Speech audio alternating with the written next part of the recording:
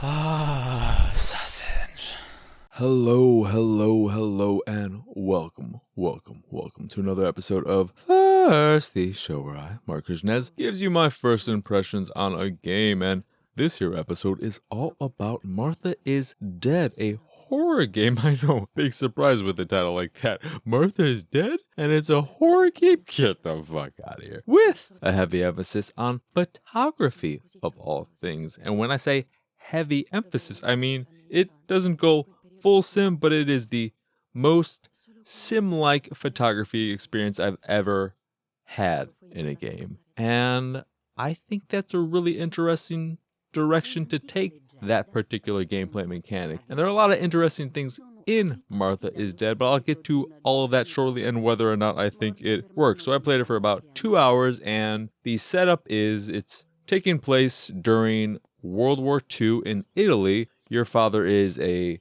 German general, just a German captain or so. He's kind of, higher up in the ranks, but not super high up in the ranks. I believe how that will play into the story, I'm not sure because it hasn't manifested into much of anything yet, but you play the twin sister of Martha, whose name was... It was like a common name that was spelled all Italian, and I was like, oh, that's how you say it? But it doesn't matter because Martha is... Just hold the phone, everyone. Martha's dead, okay? I know you were probably like, I'm sorry, spoilers. I should have said that. But Martha is dead. She was swimming in the lake, I guess, by your villa, your house. She washed up ashore, seemingly dead, but you're like, oh, you look fucking dead, but I'm going to check anyway. And you are checking her, you take her necklace, and then you must have put it on. I can't remember exactly if you put it on or were just holding it, but your parents then come running up to you to see what has happened. They see Martha dead on the ground, but she's not wearing her necklace. You've got it, so they assume that you, the twin sister, are Martha. And instead of being like, no, I'm not Martha, and preventing the rest of this entire game from happening, you're like, oh shit, they think I'm Martha. I just have to be Martha for the rest of my life. I can't tell them, no, I'm not Martha. And it could be because your mom hates you. You're the fucking garbage other sister. But Martha's the good one. And so the whole story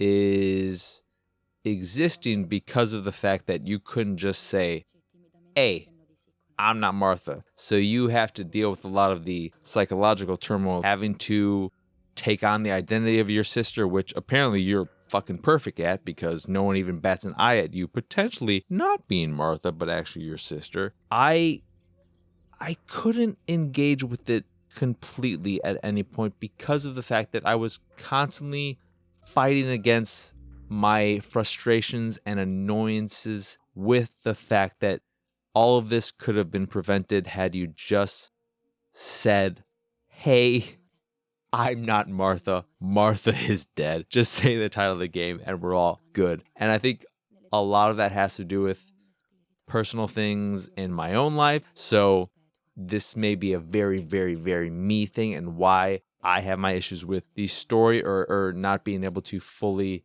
accept them, engage with them, just ignore them and move forward. But ignoring that, the story is well written, if you don't mind that whole setup.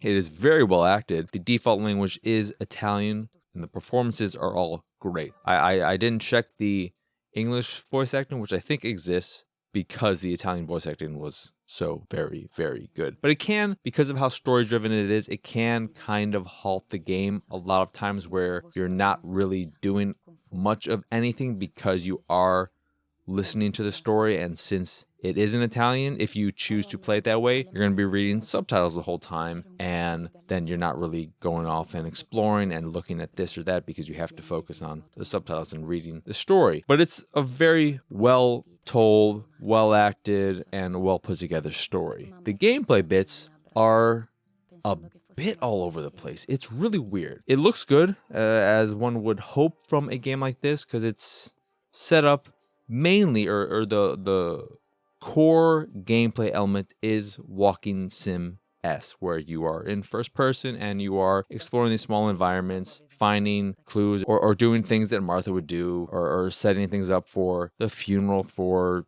you, who is not you, but actually Martha, and so on and so forth. But they do a lot of weird things. There are instances where you're not actually controlling movement at all, but you will just occasionally look at something and then hold the button to interact with that particular object or what have you. There are a few endless runner-like sequences where you are running through forested areas and then the path will constantly break into two directions, and in each direction you'll have one word and you have to craft a sentence, and there's a very specific sentence you have to craft, and if you pick the wrong word you are sent back to the beginning of the sentence and go down this path again, and you have to eventually spell out the right sentence, like, I am Martha and I'm stealing her soul, and maybe you went with identity the first time, stealing her identity, and that was wrong, so you go back. But one of the main mechanics of the game is photography,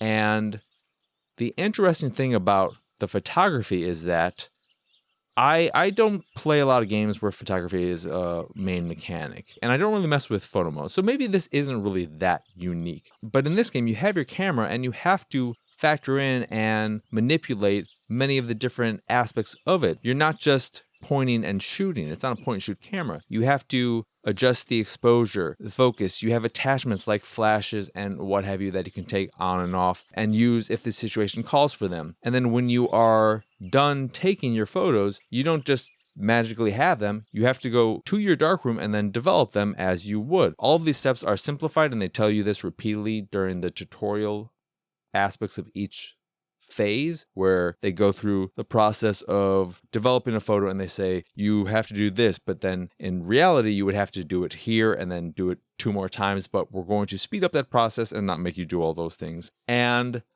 I found that fascinating. As somebody who has never gone through those processes, I wish there was a way to do every step, because it was the part of the game that I was most interested in. And large part because the story wasn't grabbing me, I really wanted to engage with this photography system. And when they would explain the various steps and the fact that they were simplifying it, I was a little bummed that I wasn't given the choice to do everything myself if I wanted to. I wish it was more so set up in a way where, here, you got to do everything, but if you don't want to, here's a button that'll just let you skip this step. And you can keep skipping all the following steps if you choose to. Maybe you don't like doing this one particular part of the development process, but you enjoy all the other ones, so you can pick and choose what you skip. I wish it was more set up like that, but it's not. So for me, the game just feels weird in that it's a horror game that is very, very story driven, but the story didn't grab me, and the horror, at least in the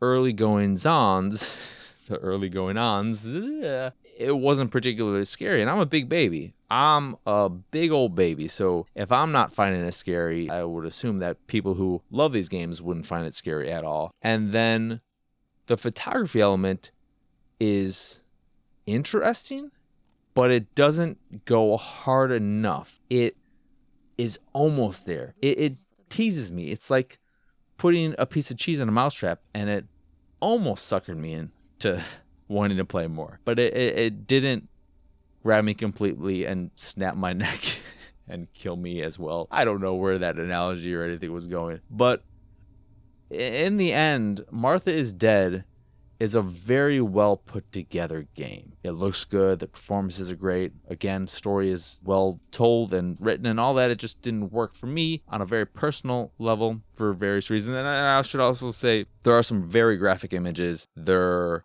are moments and scenes of self-harm and attempted suicide, and it might be a lot to take in that sense too, because it is trying to tell a serious story here and an emotional one, and one with a lot of heavy scenes and stuff like that. So you should go in with that knowledge. They do warn you about that up front and all that.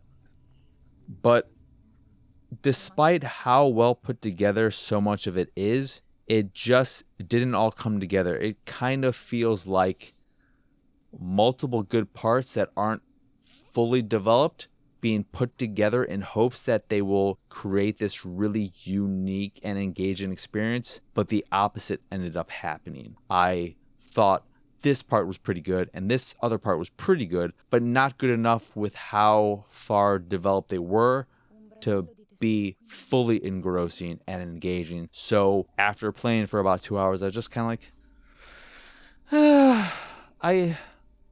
I'm kind of interested, but not really, and I just fell off. I decided that was enough and moved on. So I don't know what to say about it in terms of whether or not I recommend it. If anything I've said has piqued your interest, maybe it's worth checking out, but just know that I at least wasn't able to fully get into it. But yeah, I think that's enough about Martha and her being dead. Anywho, once again, I am Mark Kuznez. Y'all can find me on Twitter and pretty much everywhere at PX Sausage. If you'd like to see me streaming games like Martha is Dead and more stuff, you could do so over here on the YouTubes, because that is my main streaming platform now. I've made the transition from Twitch. I'm thinking about still streaming on Twitch at the same time and doing one of those things, because I'm not an affiliate or anything. I gave that up. I said, no, Twitch, I don't want to be an affiliate and have you forcing ads down viewers' throats, even though I don't want to do that. So might do all that, but for all you audio listeners, you can do all that over at youtube.com/pixelatedsausage. You can also check out the video for this here episode and other episodes of stuff I do. Of course, like, subscribe, hit the bell, and all that jazz. That is, again, youtube.com/pixelatedsausage. Hey!